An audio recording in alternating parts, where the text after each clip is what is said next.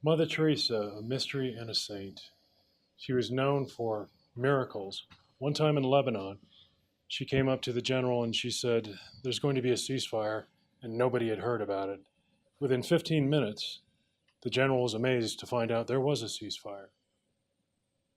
Up next, Susan will be speaking with Sandy DiAgostino about a very personal miracle that happened.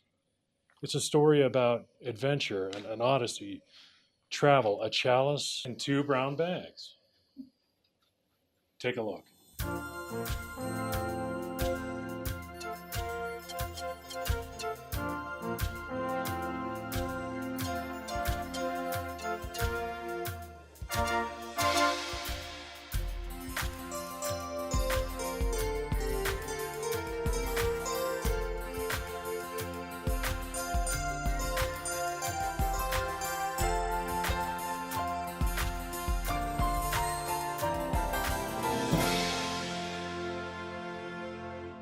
We've got a story. We've got a great story. But I'll let you be the judge of this. Sandy, say hello to everybody. Hi, everybody, and God's peace to all of you. This is a great story, and you need to know it. It's an act of faith. It's really an act of faith. You see this brown bag? Now, I don't know what you put in your bags at home. I put groceries. Sometimes I put shoes, just depending. But no, we have a story, and it's about your mother. My mom and Dr. Nita Figueredo from La Jolla, and my mother, Pauline DiAgostino, were best friends. And between them, they had 9 children, 3 in my mother's household and 6 in Dr. Figueredo's. Now, you do not have to go fast because I want to absorb this. Oh, this is a good story. So far, we have 9 kids between 2 households. Okay. All right. Yes. Dr. Figueredo was the first female cancer specialist at the University of the Scripps Hospital in La Jolla. And she and my mother got together about maybe 50 or 60 years ago as good friends. And they stayed friends until both of them passed about, a few years ago. But they were really happy to be together. And they had husbands, both the dads in the households were the kind of people that were so supportive of these women. He and Bishop Buddy were best friends. So when the bishop called him and said, "I want to make a university," he said to my dad, "Can you find a piece of property?" And my dad said, "I already have one. I have one picked out on the same hill where our home is and has been for 15 years. And that started the relationship between my mother and Dr. Figueredo and the parishes and the Catholic Church and everything at once. And so your father would come up with properties that the bishop. What he would do is he would say to the bishop, "I have a piece of property I can buy for you, but I'm going to buy it in my name. And as soon as I do, I'll turn it over to you with no commission. So they won't charge you or overcharge you just because you're the bishop." What nationality are you? We're Italian. You're Italian. Yeah, well. You're supposed to go like this if you're Well, Italian. I do, and I have a hard time not talking with my hands too. But one of the things that was really charming about this situation was the reason the University of San Diego was built on a hill is because my father said to the bishop one time, "I'm going to find as many hills in San Diego that you can build on as possible. Because philosophically, when you're getting ready to go to church, you should look up. And psychologically, you should reach for God a little higher than you are." And that's why we have several churches on. Our Mother of Confidence in University City is another one that my dad bought the property for. St. Mary Magdalene is on another hill. And the University of San Diego and the Immaculata Church next door are all built on the highest hills in the area. Yes. Well, but it's a different country. Reasons. I never knew the reasons that you'd build on a hill. Right. Psychologically, it was a different country and a different philosophy. In my father's philosophy, growing up as a child, they always walked up to the church. I love it. So that's what he did. And in the meantime now, my mother was as involved as my father was, and so was Dr. Figueredo.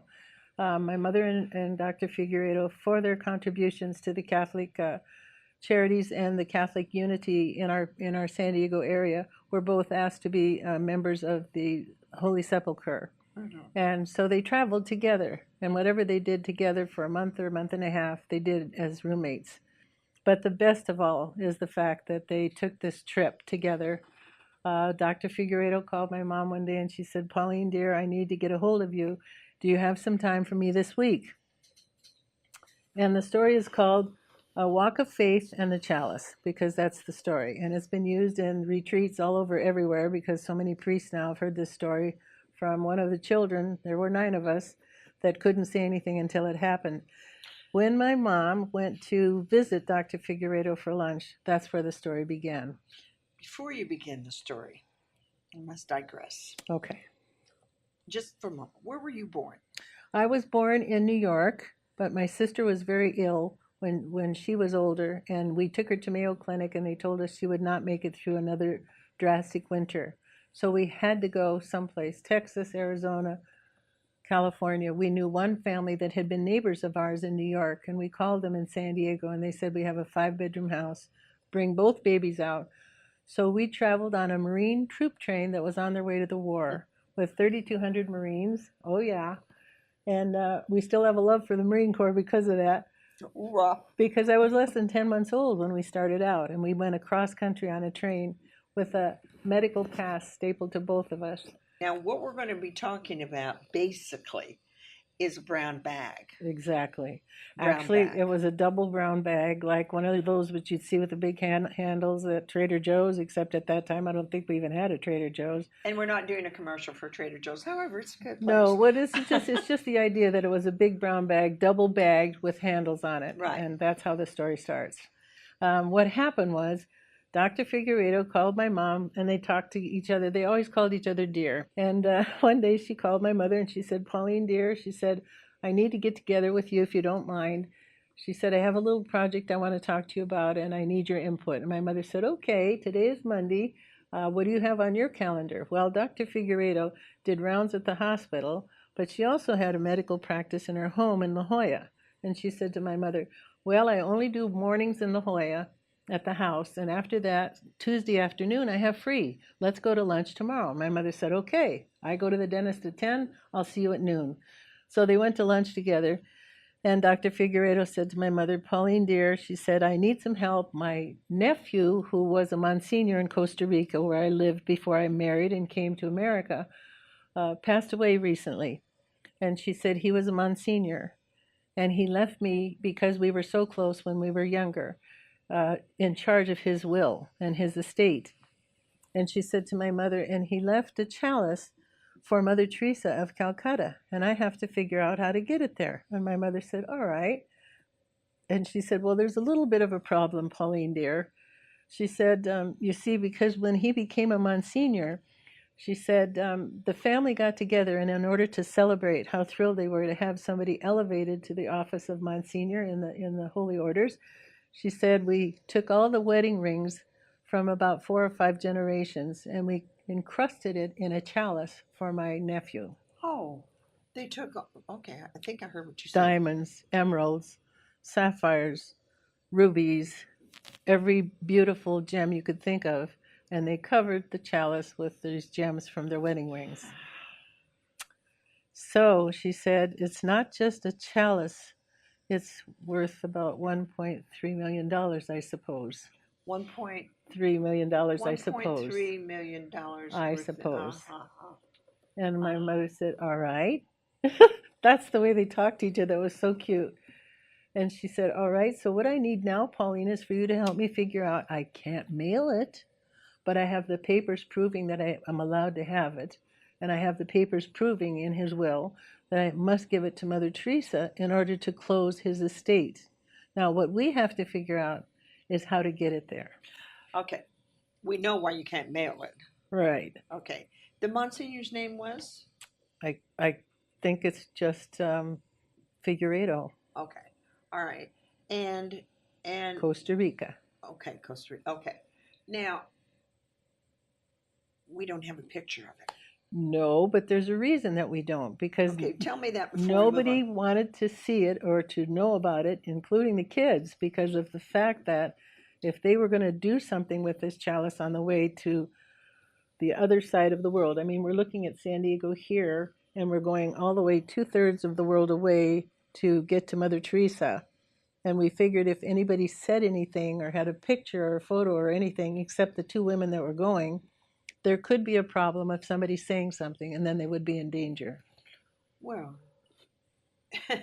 not only danger, but Well, yes, because The later whole on my mother said to me, you know that song, Be Not Afraid, I Go Before You, Always Come, Follow Me? And I said, and it finishes, and I will give you rest. And I said, Mother, while you're talking about what you're going to do, I'm trying to figure out what kind of rest is going to happen to you. And that's where the story takes off. Okay, well, haven't heard this kind of story before, have you? I haven't. Um, what we're going to do? We're going to venture into the story.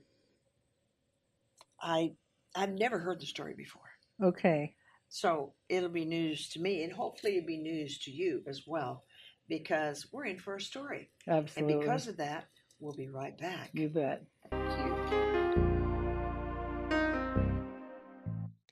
Christmas is a very special time. We remember the birth of Jesus during Christmas. Jesus was born of Mary and Joseph. He was born to bring joy and peace to the world. Have you read Anna's Special Christmas book? I have read it and I like it very much. Anna is a little girl and her mother is pregnant. Her mother gives birth to a baby boy. She loves to be with her little brother. She has a lot of ambitions and desires. She shares her wishes with her mother. On Christmas Day, at the church, she realizes that we all have to be helping Jesus to be born every day in our lives. We need to birth Jesus. This book is a good gift for all children. It has nice pictures. You have place to make your drawings at the end of the book. Get a copy for yourself or get it for your friend or another person in the family. Learn the meaning of Christmas. You can call the number on the screen or visit our website. Do it today and make this Christmas a special one with Anna's Special Christmas.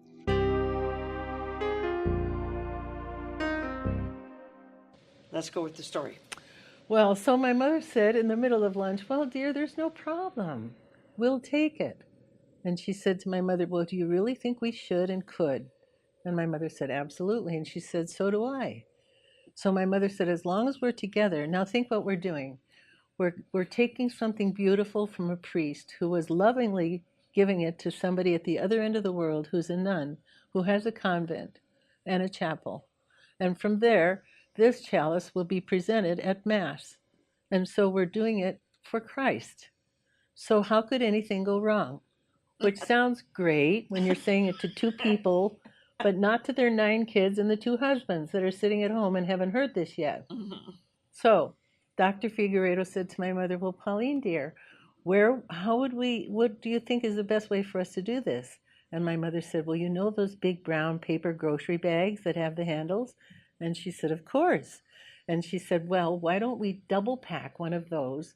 And she said, she said, Anita, dear, every time we've gone somewhere, we get halfway there together. We're doing some act of mercy for somebody somewhere because we want to do this.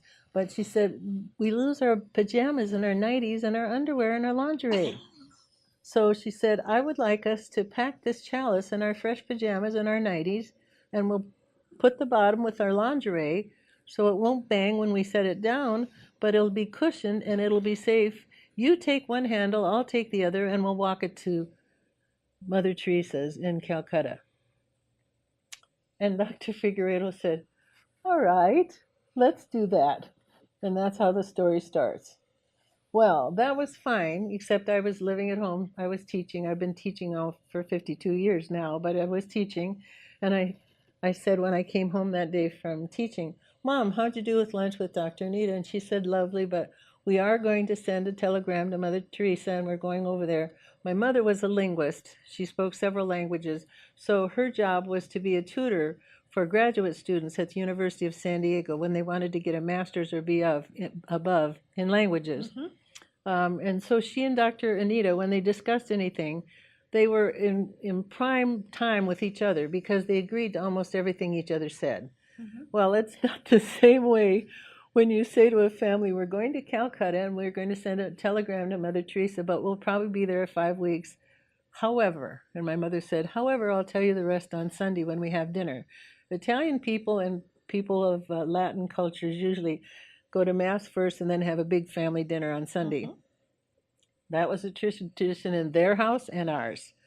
So my mother sat down at dinner that Sunday, and everybody said, so what is the story, Mom? My brother John, my sister Peggy. Peggy had 2 children by then, and married and had 2 beautiful children. And she said, well, we're going to Calcutta. We'll probably be there 4 or 5 weeks.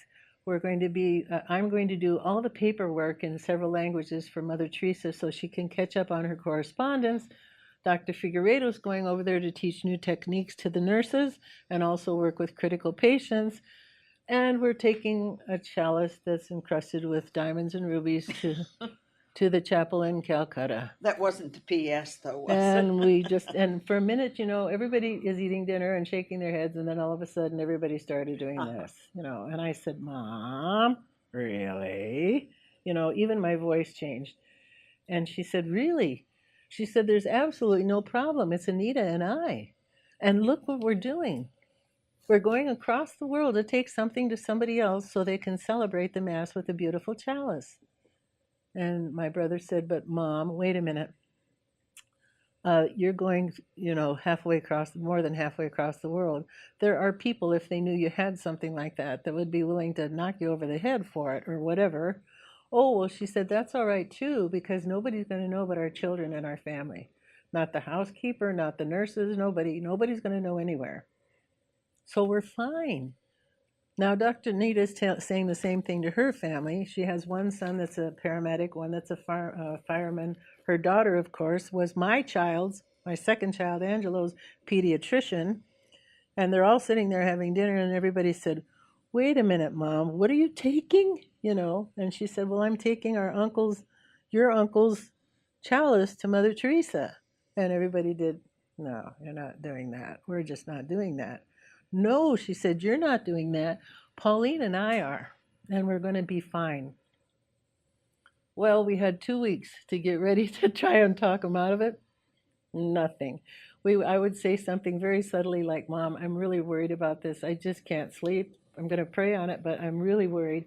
And she'd say, thank you, dear. Do pray because we're so fine. This is such a wonderful thing we're doing. We know we're going to be fine and safe. And that was it.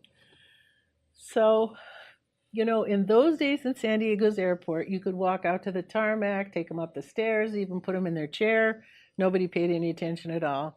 Here are these 2 darling little women, size 4 shoes, size 4 ring, 94 pounds, and they're walking with this grocery bag between them, and they're going up the stairs. And I'm saying, Mom, promise me you'll come home alive, you know, because everybody was a little frightened, to say the least.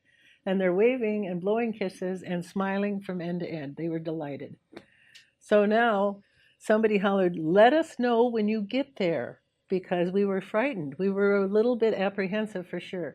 They were so happy and excited that it was almost more than we could saturate. You know, we just couldn't figure out, how is this possible? They're so sure of this. And they were. So one of my friends said to me, you know what, recently at a retreat, she said, in those days, we didn't have a way to track them on a phone. You couldn't track them on a computer. We didn't even know how many checkpoints they were going to have to go through to prove that they had permission to take this to Calcutta without somebody taking it from them. And my mom said later on, you know, she said it was as if there was a veil over us or something. She said the first stop that we had to get off, we walked into the building, and she said the man looked up and he went, all right, you 2, the grandmas with the brown bag, go on your way, please. The rest of you, unzip your luggage over here, please, and let me check it. And they just walked through, and they thought, and my mom said every time they went through a stop or a checkpoint, they would say, guardian angels, please guard and protect us in all ways before they got off the plane. So now we're saying, okay, to each other, has anybody heard this is day 1? Nobody'd heard anywhere. So 9 kids are going in circles, and the dads are saying, I hope everything's okay. The second day, I got even more panicky, and they're still going through more checkpoints. And my mother said they got to the next one, and it was hot and dusty, wherever they were. And she said, Dr. Figueiredo, well, we have 2 pairs of sunglasses in the bag, dear, and a couple little straw hats. Let's put those on because the sun is in our face. We'll just go through and see what we So they got in line, and the man said, the 2 grandmas with the hats, take your bag and get on your way. And the rest of you come over here, about 120 other people, and he's going through their luggage. And my mother said, this is working. You know, everything was fine until day 3.5 when they got to Calcutta. Uh-huh. And now they're looking up, and it's 7 o'clock in the morning, and there's a man, my mother said, that had the grumpiest looking face she'd ever seen. And she thought, whoop, we're in trouble now. And he said, the 2 grandmas with the grocery bag, come up here. I'm ready to go for my breakfast, and I need to see what you have in your bag first. Put it on the counter. And my mother picked it up and set it on the counter. And he said, and tell me, grandmother, what's in the bag? And my mother said, well, all our things have been lost. Every time we go anywhere, we lose our underwear, our lingerie, our pajamas, and our nighties. And she said, we decided this time, if we were coming all the way to Calcutta, we were not going to lose our belongings and have to wait 2 or 3 days before we were fresh again. So we put them in this bag with other things. And you're welcome to look in it and see anything you want. So she wasn't lying. And he looked at her and he said, Madame, do you really think I'm interested in your pajamas? Please pass through so I can have my breakfast and have a safe time in Calcutta. I love it. Cool. It was so cool. 2 little grandmothers with a point. We hadn't. 1,000,000.3 chalice. Okay. Whatever it's worth, we have no clue to this day. Anyway, they got to the sidewalk, and Dr. Figueredo said to my mother, Pauline, dear, it's 7 o'clock. As long as we're here, she said, why don't we take the chalice right to Mother Teresa, present it to her, then we can freshen up a little bit, and about 10 o'clock this morning, we'll go and do what we're supposed to do for the next 4 or 5 weeks to help her. My mother said, that's a great idea. So they hired a cab, and they headed for Mother Teresa's center. And they got there, and because they had said, we are coming, and they got a telegram, they were waiting for him. When they walked in, everybody, oh, welcome, she'll be so glad to see you, and all of this. And she's down there in the other room having tea. She just took a break at 7 o'clock, and she'll be doing her rounds later, but she said she's waiting for you, so she'll be thrilled if she knows you're here. So they walked down the hall, and as they're walking down the hall, there's a nun coming up the hall, and she's sobbing hard. But she's hurrying. And my mother said, all I could think of was she probably lost a patient. She's probably a nurse. And she's probably feeling very bad that she couldn't do more to comfort them. So they nodded at her, and they kept going with this bag between them. And they got to the room where Mother Teresa was, and her chair was facing the door. So they came in around the chair like this. Dr. Anita sat next to her. My mother sat here. They put the bag between them. And there was a nun giving her tea, and she said, would you like some tea? I'm so glad to see you. And they said, oh, we're so glad to be here too. Dr. Figueredo said, and Mother, we have something to give you. Pauline is going to unwrap it for you so you can have it. And in the meantime, my mother's down there unwrapping her nightie and her pajamas off this chalice to give to Mother Teresa. And she reached down and handed it to Dr. Figueredo.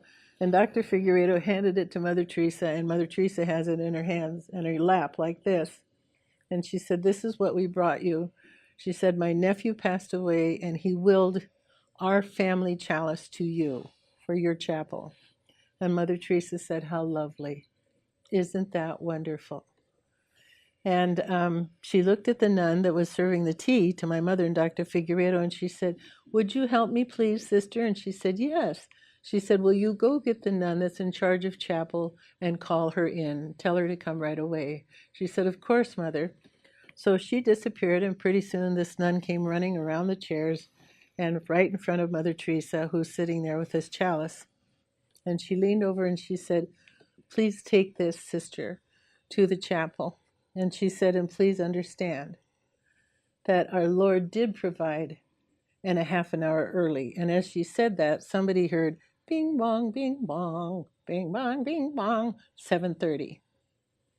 So when she handed the chalice to this nun, the nun knelt down, tears in her eyes, kissed her hand, kissed the hem of her dress, picked the chalice up and ran out.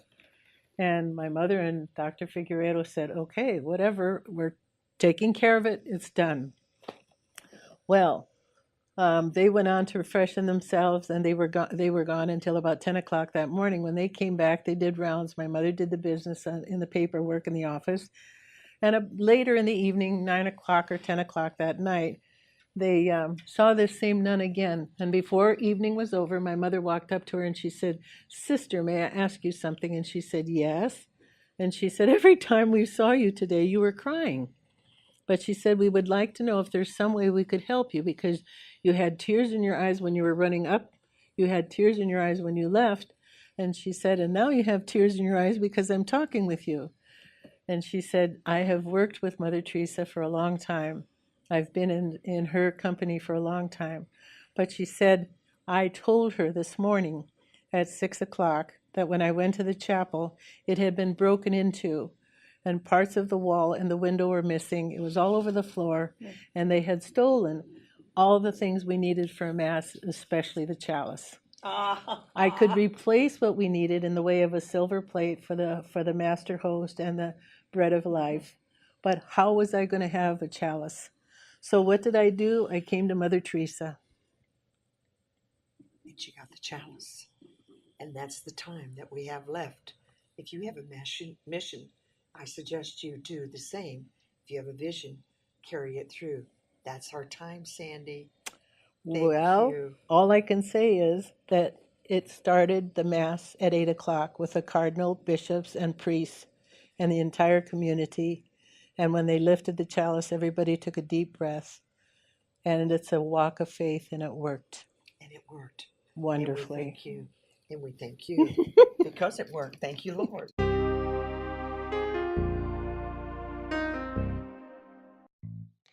Christmas is a very special time. We remember the birth of Jesus during Christmas. Jesus was born of Mary and Joseph. He was born to bring joy and peace to the world. Have you read Anna's Special Christmas book? I have read it and I like it very much. Anna is a little girl and her mother is pregnant. Her mother gives birth to a baby boy. She loves to be with her little brother. She has a lot of ambitions and desires. She shares her wishes with her mother. On Christmas Day, at the church, she realizes that we all have to be helping Jesus to be born every day in our lives. We need to birth Jesus. This book is a good gift for all children. It has nice pictures. You have place to make your drawings at the end of the book. Get a copy for yourself or get it for your friend or another person in the family. Learn the meaning of Christmas. You can call the number on the screen or visit our website. Do it today and make this Christmas a special one with Anna's Special Christmas.